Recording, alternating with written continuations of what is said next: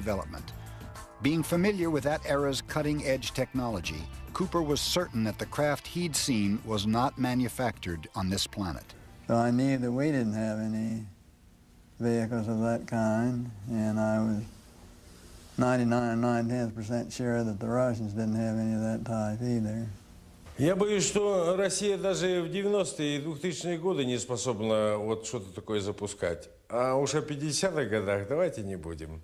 Мы тогда не на том уровне были. Это, ну, очевидная фантазия.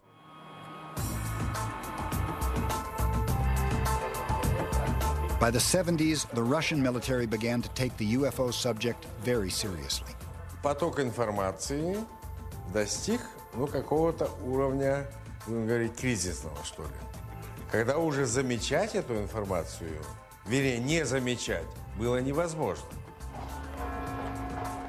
At this point, the Soviet Union allocated a great sum of money towards a thorough investigation of the UFO phenomena. И вот когда эта работа была проведена, она длилась месяцев 8, наверное,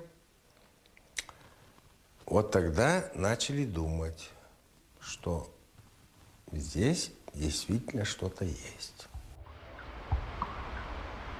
After the fall of the Soviet Union, Glasnost brought about a new era of openness. We traveled to Mineral Water, a city near the Chechenian border where we met with Deputy Minister of the Interior, Colonel Opravich.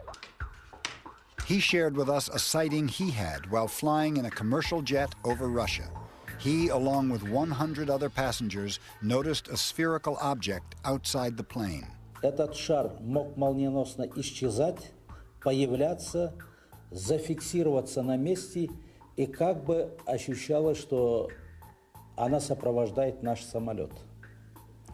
Это длилось порядка около часа. И когда мы уже приземлялись в аэропорту Минеральные воды, только тогда мы потеряли из виду этот предмет. This sighting led the colonel to do extensive research on UFO incidents throughout Russia. В бывшем Советском Союзе была закрыта эта тема. Мы просто понаслышке от любителей слышали кое-что, никаких публикаций не было. Ну и что от этого кто выиграл? Никто. Я считаю, что открытость дверей, занятие открыто этим направлением, я считаю, уфологии, оно принесет всем пользу.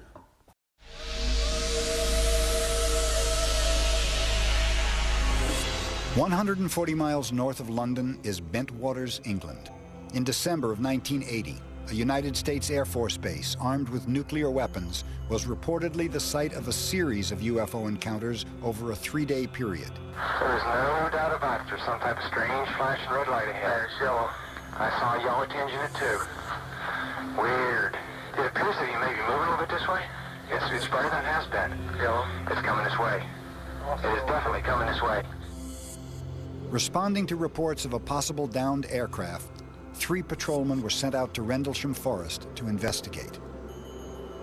Airman First Class Edward Cabanzag was one of the security officers present. That night, we were on Security 1, which was in charge of mobile security for the Woodbridge base, and we responded to Jim Burroughs' sighting of something out on the edge of the flight line. As the 3 officers approached the alleged crash site, it became obvious that it wasn't what they were prepared for. Jim Burroughs would say to Jim Penniston, "Do you see that? Do you see what's out there at the edge of the trees?" And as we got closer and closer, I saw it. It's like just looking up, and then I could see it moving left, right, and it had blue, white, yellow lights. The closer we would get to it, we would lose communication, with Central Security Control. Cabanzag was sent back towards the base to help transmit radio communications between the other 2 officers, who went further to investigate. What happened next, according to a secret Air Force memo obtained under the Freedom of Information Act, is that a triangular-shaped object was found on the forest floor. It had a red light on top and a bank of blue lights underneath. The Air Force memo continued, As the patrolman approached the object, it maneuvered through the trees and disappeared. This Air Force memo was written by Deputy Base Commander Charles Halt. They claim that something from outside the Earth's atmosphere landed at their Air Force base. They went and stood by it. They inspected it. They photographed it. The following day, they took tests on the ground where it had been and found radioactive traces. One of these trees that face into the blast, what we assume is a landing site, all have an abrasion.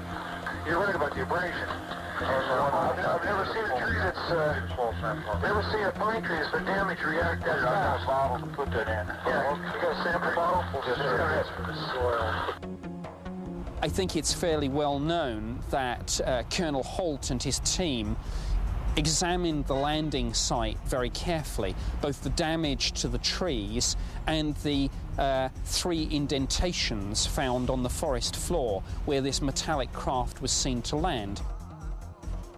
While Deputy Base Commander Lieutenant Colonel Charles Halt and several fellow officers were investigating the alleged landing site, he also witnessed multiple UFOs.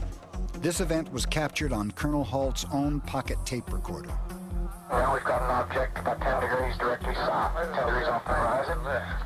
And the ones to the north are one's moving away from us. It's moving out fast. There's one on the right heading away too. Yeah, we're both heading north. Oh, here he comes from the south. He's coming toward us now. Now we're observing what appears to be a beam coming down to the ground. This is unreal.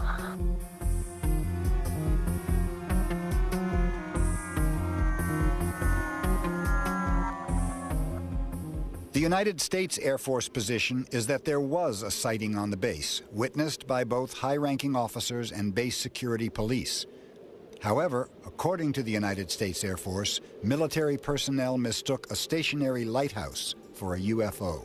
3 competent Air Force guys saw it, told not to ever talk about it. When he returned to the base, Airman Kabanzig was ordered to report to Colonel Halt for debriefing.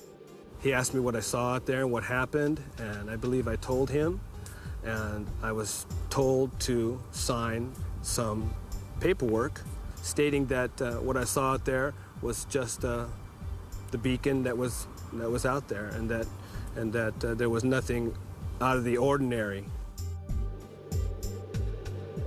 What did happen over a period of 3 days at Bentwaters? Did a UFO actually land at a U.S. air base in England?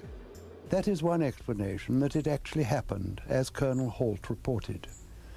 The other explanation is that it didn't.